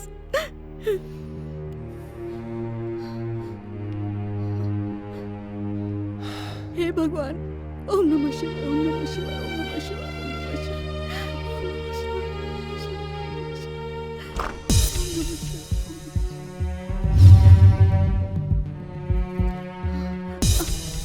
का भइल डॉक्टर साहब? आई एम सॉरी, बच्चा मिसकैरेज हो गया। तब बच्चा गिर गई। जी हाँ। देख लो लोग, हम का कहत रहनी, कहले रहनी अब सगुन होगी। कहले सुनने रहता था आज। हो गए जो लोग कहत रहनी, जो ने डर रहे वहे हो गए। अगर कन्या का ग्रह दशा अच्छा ना चल रहा हो तो उसका असर वर पक्ष पे भी पड़ सकता है। हम एक बार कह देनी, बारात वहाँ ना जाए तो ना जाए, वहाँ शादी ना होई। अरे हमार बात सुना, देखा ओकर हमनी के अलावा केहू नहीं के। हमरा के कुछ लेवे देवे के ना बा, ओकर के बा के ना बा। माँ बाप सब चल गए, क्या होकर हमनी के अलावा। हम रवा से कह देनी ना, ओकर से बियाह ना होई। रवा फोन करके मना कर दी। रवा अगर जीत गई ना तो हम अपन जान दे दे। जान चुप रहो, शांत रहो। जान दे दे मां। अरे बात सुना, अरे सुना, अरे कहाँ जाता रू?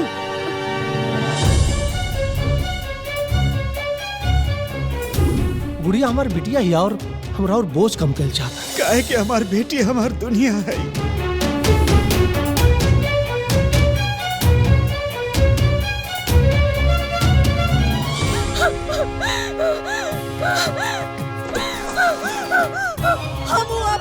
कुछ सामान यहाँ ना रह दे, कुछ ना रह दे, अगर कुछ निशानी यहाँ ना रह दे, कुछ ना रह दे, कुछ निशानी ना रह दे, ना रह दे।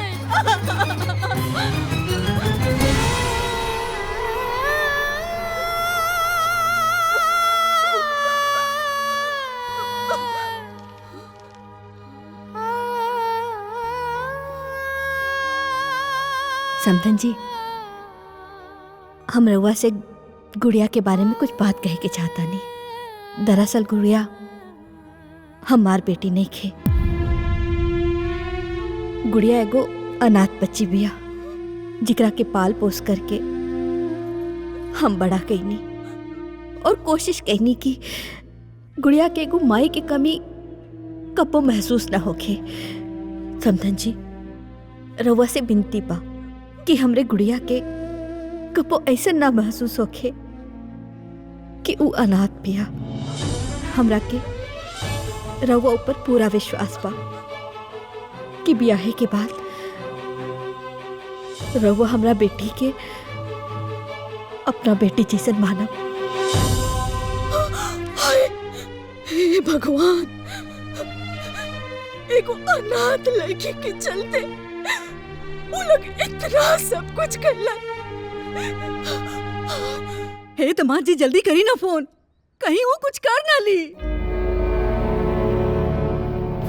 हे जी, हे जी, हे जी, हे जी, क्या करता हूँ मालकिन? पूरा क्या करता हूँ? हमरा के माफ कर दीजिए, हमरा के माफ। तो तोहरा के पता चल गल कि वो अनाथ बिया। हाँ? अनाथ? हमरा के पता रहे कि वो अनाथ है, ये बात हमरा पता रहे। और हाँ, इतना जरूर ख्याल रखब कि वो है ये अनाथ बेटी के नाथ हवे।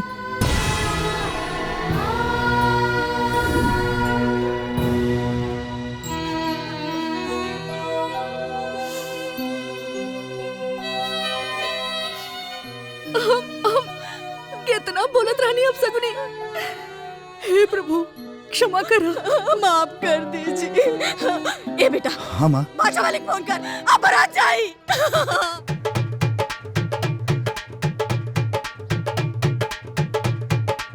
चल ले बिट्टू के बाबा, बेटवा बियाहन हो। चल ले बिट्टू के बाबा, बेटवा बियाहन हो। दल के चिरैया सब उड़ल जास हो। दल के चिरैया सब उड़ल जास हो। का तू चिरैया सब उड़ल जास हो। हमहू त जात बानी, बेटवा बियाहन हो। हमहू त जात बानी।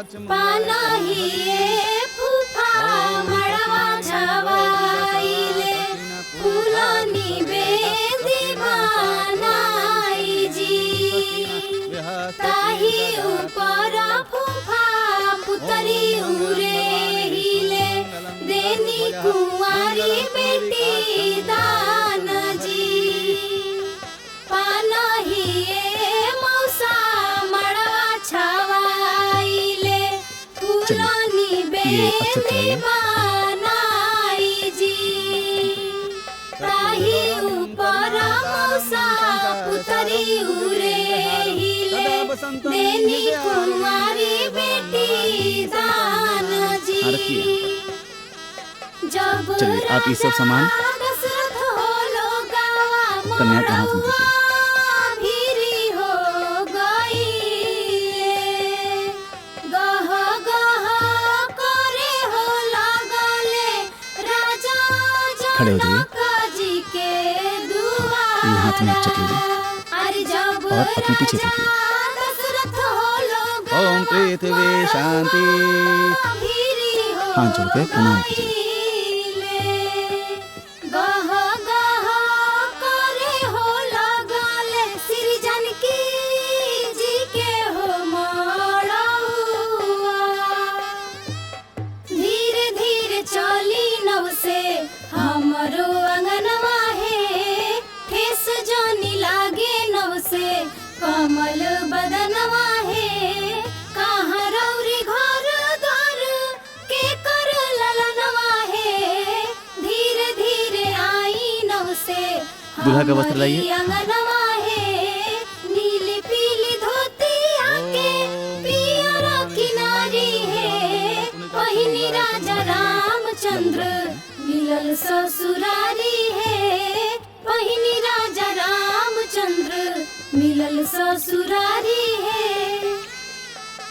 नीली पीली धोती आके पियर किनारी है पहिनी राजा रामचंद्र मिलल ससुरारी है पहिनी राजा रामचंद्र मिलल ससुरारी है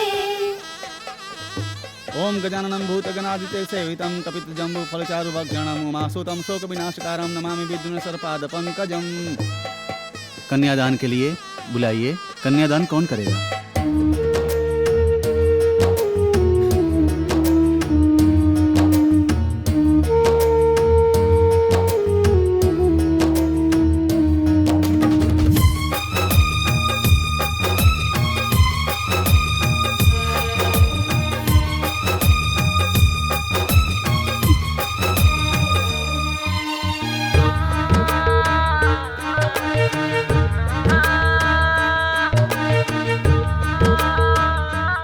पापा जी माई खश रहुआ लोग हमरा पास रहती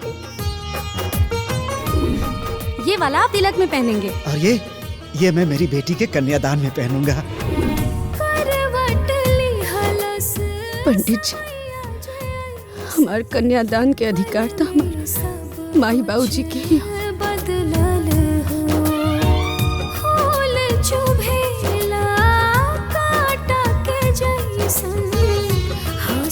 भाई को बुलाइए।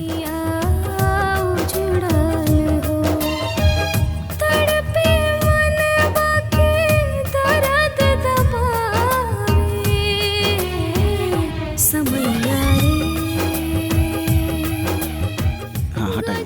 चलिए दोनों हाथ से वर के हाथ में दीजिए और आप यहाँ गणपति के पास छोड़ दीजिए। अब दोनों लोग हाथ जोड़िए। दुल्हा जे हाथ पसारे ले आज हम बियाह भी हो दुल्हा जे हाथ पसारे ले आज हम बियाह भी हो धीरे रहिए दुल्हा धीरे रही अब ही तो बाबूजी घरे हो धीरे रहिए दुल्हा धीरे रही अब ही तो बाबूजी घरे हो दुल्हा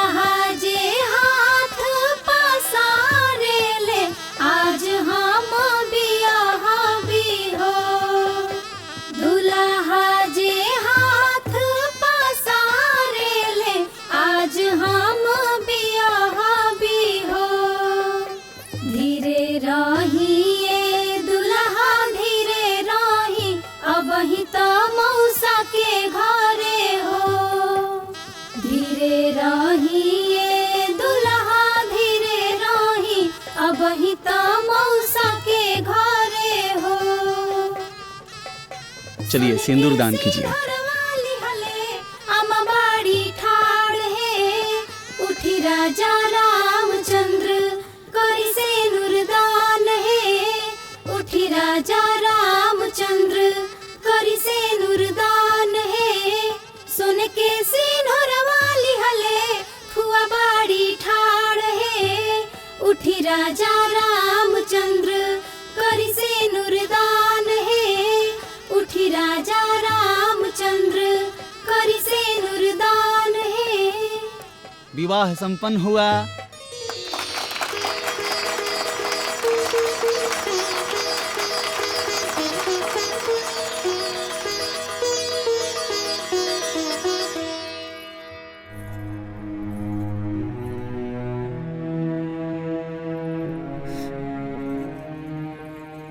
माई चंद्र गरे हनवाय बेटी मोर सीने लागेला सूरज गरे हनवा भीनु सा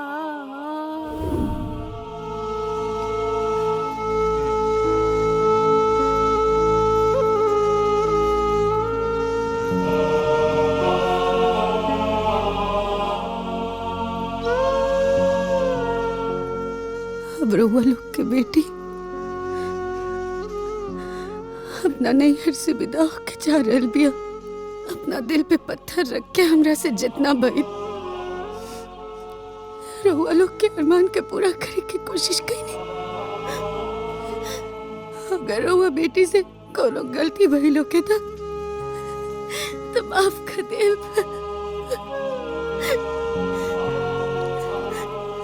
हमरा और गुड़िया अपना ही नैहर में कबो नहीं कबो नहीं।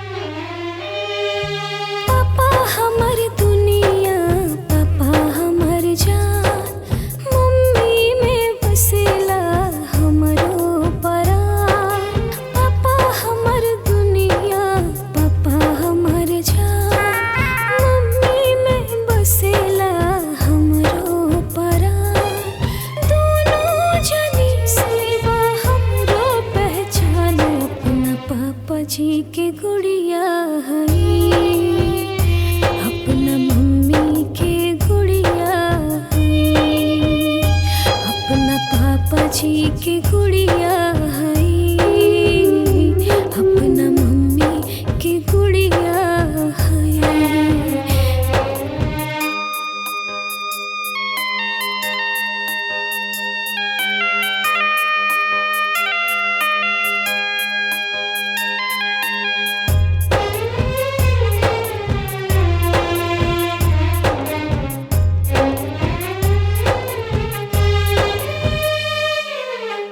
छूटल जाला हमरा से अब नैहर के जहान हो पूरा कईनी मम्मी पापा के रहे जे अरमान हो मम्मी के याद अंगनैया छूटे पापा बिना आज हमर डोली उठे के काहे गुड़िया के राखी हमर ध्यान अपना